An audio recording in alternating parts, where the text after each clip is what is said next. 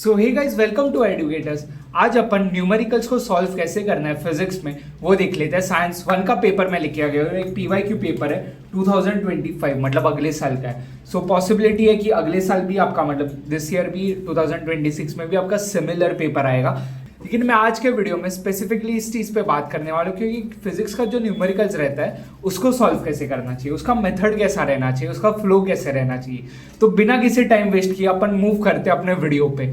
और हाँ, सब्सक्राइब कर देना और ऐसे वीडियोस के लिए, और लाइक करना तो बिल्कुल भी मत भूलना। तो चलो अपन स्टार्ट करते हैं बिना किसी टाइम वेस्ट के।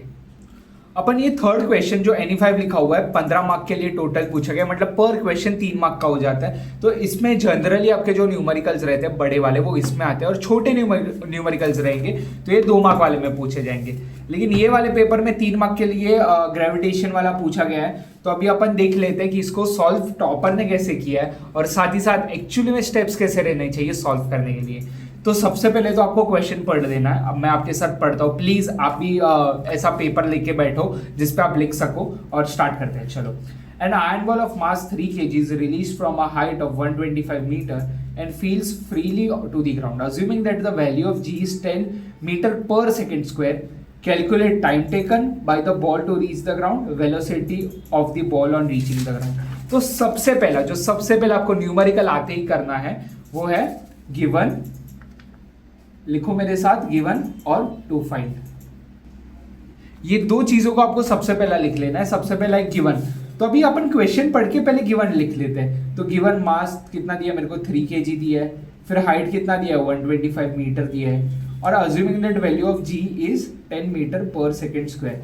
तो देखो टॉपर ने भी सिमिलर लिखी है, उसने प्रॉपरली स्टेटमेंट लिखा हुआ है। फिर इनिशियल वेलोसिटी क्या है, v इज इक्वल टू, मतलब छोटा u इज इक्वल टू 0 पर मीटर पर सेकेंड।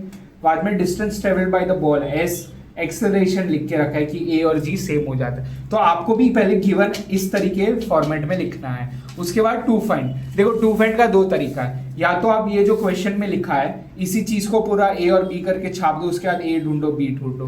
लेकिन इससे बेटर जो टॉपर ने भी किया हुआ है, उसने क्या किया है कि a लिख दिया है और बाद में उसका मेथड किया है, उसके बाद उसने b लिखा है। तो आपको भी सेम चीज फॉलो करनी है अगर फुल मार्क्स चाहिए तो देखो उसने time taken by the ball to reach the ground, मतलब पहला उसने वो सॉल्व किया है। अभी आप जो भी फॉर्मूला या कुछ भी ऐसी चीज यूज कर रहे हो तो सबसे पहले आपको ऐसा उसका स्टेटमेंट लिखना है कि Newton second law equation of motion gives ये चीज।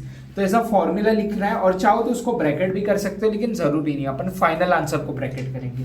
तो यहाँ पे उसने ये लिख दिया है, बाद में प्रॉपर उसने इस चीज को सॉल्व करके फाइनल आंसर को ब्रैकेट किया हुआ है। पेंसिल से ब्रैकेट किया हुआ है, मैंने किया इसके लिए आपको दिखेगा नहीं, बट फाइनल आंसर को ब्रैकेट किया हुआ है। और साथ ही साथ फाइनल आंसर को स्टेटमेंट में भी आपको लिखना है, इसका 1 मार्क होता है।